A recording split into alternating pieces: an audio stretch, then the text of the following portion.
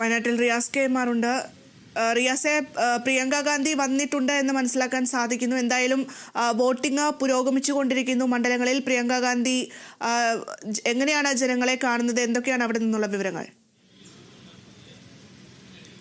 സ്ഥാനാർത്ഥിയുടെ ബൂത്ത് തല സന്ദർശനത്തിന്റെ ഭാഗമായാണ് പ്രിയങ്ക ഗാന്ധി ബൂത്തുകൾ സന്ദർശിക്കുന്ന ഒരു സാഹചര്യം ഉണ്ടായിട്ടുള്ളത്. മുൻ തെരഞ്ഞെടുപ്പുകളിൽ പൊതുതെരഞ്ഞെടുപ്പിന്റെ ഘട്ടത്തിൽ രാഹുൽ ഗാന്ധി പോലും ഇത്തരത്തിൽ ബൂത്തുകൾ സന്ദർശിച്ചിരുന്നില്ല. പക്ഷേ പ്രിയങ്ക ഗാന്ധി അതിൽ നിന്നെല്ലാം വിഭിന്നയായിക്കൊണ്ട് ഇപ്പോൾ ബൂത്തുകൾ സന്ദർശിക്കുകയാണ് ചെയ്തത്. കൽപ്പറ്റയിൽ അവർ ബൂത്തുകളിലെത്തി.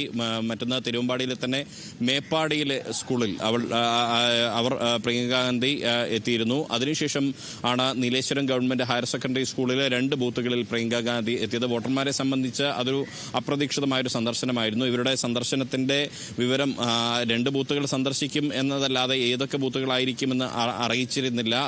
അപ്രതീക്ഷിതമായാണ് ഇത്തരത്തിൽ മേപ്പാടിയിലും നീലേശ്വരം ഗവൺമെന്റ് ഹയർ സെക്കൻഡറി സ്കൂളിലെയും ബൂത്തിൽ പ്രിയങ്ക ഗാന്ധി എത്തിയത്.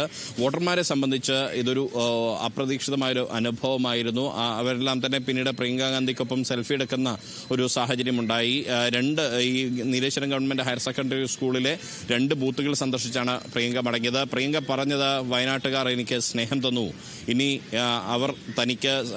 അവരെ സേവിക്കാനുള്ള അവസരം അവർ തനിക്ക് നൽകും, ഈ വയനാട്ടുകാർക്ക് വേണ്ടി താൻ കഠിനാധ്വാനം ചെയ്യും എന്നാണ് പ്രിയങ്ക ഗാന്ധി പറഞ്ഞത്. പ്രിയങ്ക ഗാന്ധി എന്തായാലും മടങ്ങിയിരിക്കുകയാണ്. ഇന്നിപ്പോൾ ഇന്ന് സ്ഥാനാർത്ഥിയുടെ പര്യടനത്തിന്റെ ഭാഗമായാണ് അവർ വിവിധ ബൂത്തുകളിൽ എത്തിയത്.